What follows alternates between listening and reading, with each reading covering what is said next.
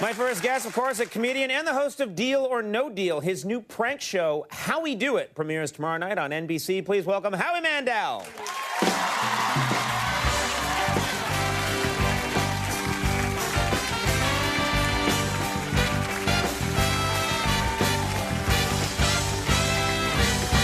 How you doing? I seem to be doing okay. Yeah, you're doing very well. I am doing very well. New show premiering tomorrow night, 8 o'clock right here.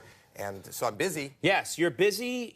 I'm thinking about it. Not many people have two shows on the air. Right. You have the Deal or No Deal. Yeah. You have Howie Do It. Right. And you are still doing stand-up comedy, which I tour find. all the time. Yeah. I do like 200 dates a year. I mean, next week I'm at the Chumash Casino in Santa Barbara. Why are you asking me? Vegas. I don't know. I don't know where I am. I don't know where I am now. Chumash, yeah. I think that's what it is. And I'm in Vegas all the time. But it's easy. You know, my family travels with me, so it makes it easier. You bring your family, like if you're doing shows in Las Vegas, you take the family with you? Well, if I take somebody else's, my family gets mad. But the thing and there are laws, yeah. I don't know that they come with me to be with me. My wife comes with me because she likes the shopping. I got to tell you this. In Vegas, this is not a joke. In Vegas, you know what she bought? This looks like a normal crowd. If people shop, what do you buy? You buy shoes, clothes, want to splurge, furniture, art. You know what she bought? This is not a joke. You know what she bought? What? In Las Vegas and brought back to our room? What? A hedgehog.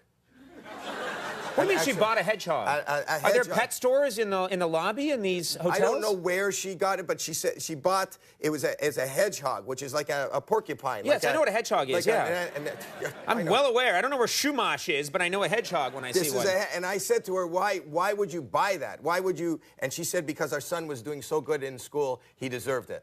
Does that make any sense? That doesn't make any sense. What level of academic achievement does one have to acquire to deserve a hedgehog? And clearly, I never did well enough. I was never given a hedgehog. And there was no cage. There was no food. This is not a joke. She didn't bring a cage or food or anything? No, she kicked at the door. There was a kid, and I opened the door, and she's standing there, and she bought this ridiculous, and she put it on the floor in our suite. Does she want a cat that just got loose in our studio?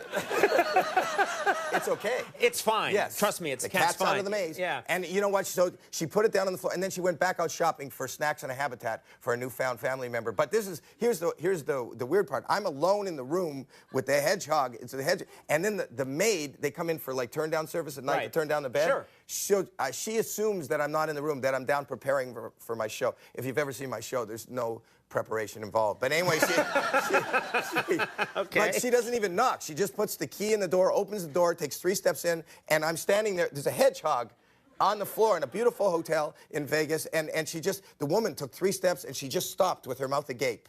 And 2 chocolates. What would you say to the? I didn't know what to say. I didn't want to get in trouble. Well, she probably thinks you have some weird celebrity fetish. I didn't want her to think that. I don't want to get thrown out of the hotel. I want the job.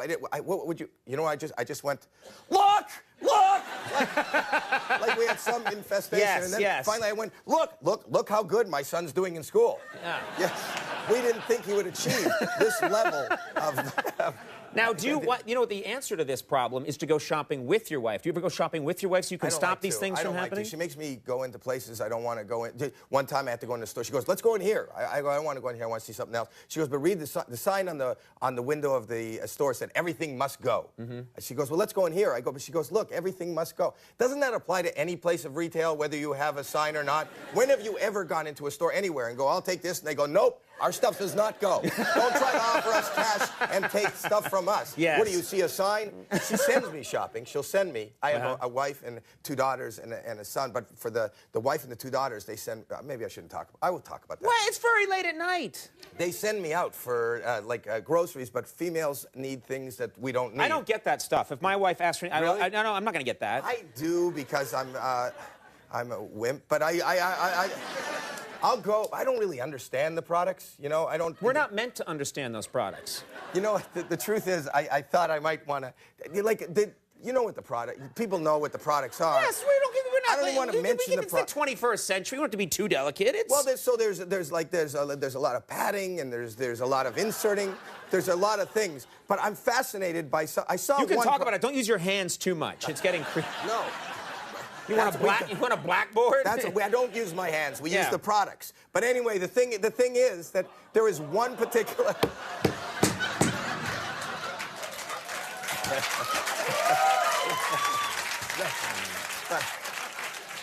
But there was one particular one that just bothered me, and I'm disturbed by it, so I'm asking. I don't have a thing. There was one product for that. It's called Always. Who are these women that need always? Always? I have enough problem with 1 week. I don't want always. Always? Who is with these women that need always? I don't want to know somebody that needs always. No, we're not meant to know those things. Really? Trust me. I'm trusting you. You should trust me, because I know women. I don't know why people laugh at that. I want to talk about this new show, and not because it's Ricky Gervais had people come here and they plug things, but I want to talk about something specifically about this show, which is it's a prank show. Prank, hidden camera. It's been from the day I saw Candid Camera. When I was a baby, I was a kid. I saw that. I said, "This is comedy. This is better than jokes, better than sketches. I like real people in awkward situations." The first time I think I met you. You came on our show years and years ago, and this is when we were doing shows out in L.A. for a week, and you showed up with a friend of yours, and you pulled this elaborate prank on us for no reason. It wasn't on camera or anything. It was just you enjoying yourself. He had fake blood coming out his ears. We called a doctor and everything. He acted as if he was my publicist, and he had flown in from New York, and the pressure, he had was exploded fainting, his brain. and he was lying on the floor going, "Don't worry about me. Take care of my client." Yes, yes. And he had us all Jeff flipped out. Jeff Ross, our producer, was flipped out. We were all flipped out, and then you're like, ha, ha, ha, ha, ha. I've done it all my life, like even to my own family, which is terrible. I'll tell you one quick little thing. My son, when my son was like 9 or 10 years old, we got real worried. I saw him. He had come out of the shower. He had breasts. Well, you're doing this. You're like, my son. Yes. My son. My son. My son. My son. Yes. You know, it's getting weird. Yes, he doesn't have breasts. He has teats. But anyway, Well, he's not going to get beat up tomorrow. You saw your dad on Conan. You have teats. He's in my show. He's actually in Howie Do It. He's become a prankster in his own right. But he had there was like a growth on his chest, like a lump. There was a... Oh, was he okay? We were concerned. So we took him to the doctor, and it turned out it was absolutely nothing. It was just an addition to one of the bones on his chest. He had an extra bone in his chest? He did. Right, he did. okay. But he came home. He saw that his mother and I were worried. He said, "What is it?" And I don't know. I don't control what I say. And it was just a kid. I went, "You know what it is? It's nothing to worry about, Alex. It's a boner." You have a boner. And he goes, "Is it bad?" I go, "It's not bad, but you should not take PE tomorrow. You shouldn't take PE tomorrow." And that's all I said, and then I put him to bed, and I didn't think anything of it. The next day, we get a call from school. What kind of man are you?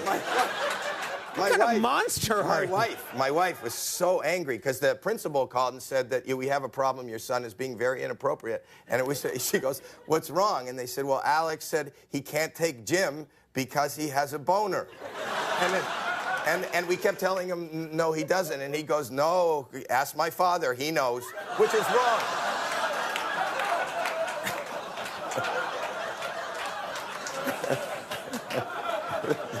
It's your son! I know.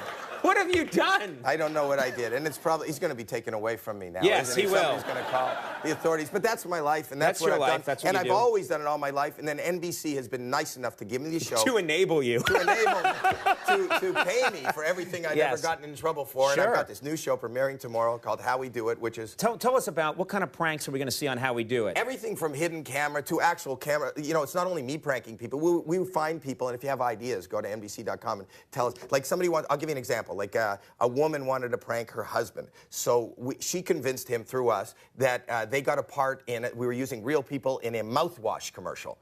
And all they had to do, they came down to the set, we built this set, and all they had to do was lie in bed, you know, in their pajamas, get up and make out. So in the morning, we were going to depict fresh breath in the morning. And I'm disguised as the director, and there's a campaign manager, and then they kiss, and then we go, "No, you know what? We're not getting any chemistry. Are you two really a couple?" And they go, "Yeah, we are. Try it again." "No, we're not getting it." Let the campaign manager show you what he's looking for in as far as chemistry. And we asked the husband to leave and watch the monitor, and the guy goes and starts really making out with his wife. The guy's really, the husband is kind of upset, but then he tries it again, and we go, "No, let us just try it." And then it goes even further. He comes and watches it. The guy whose campaign it is, ends up doing the campaign with his wife, totally naked. He gets totally naked. He is straddling this guy's wife. He is tugging on her ear. He's got his tongue in her ear. I mean, you know what? It doesn't sound great. I've never No, I think many people will tune in now. But this is how we do it. So you ruined this man's life. I did, but you see people that get to the point of anger where they want it. There is hitting. You ruin marriages. People do hit, but then we go, oh, look, it's a joke. It's me. It's Howie Mandel. This is how we do it. And they're all excited to be there. That's my favorite part of any prank show is when someone's face has been ripped off by a bear and a guy steps in and goes, it's all a joke. So we have that, and that's 8 o'clock. How We on Do NBC. It premieres tomorrow at 8 p.m. on NBC. We'll all be checking that out. Howie Mandel, thank you very much. Always nice to see you. Let's do the old Howie Mandel fist bump she invented. We'll take a break when we come back. Anthony Mackie's here from the new film Notorious. We'll see you in a second.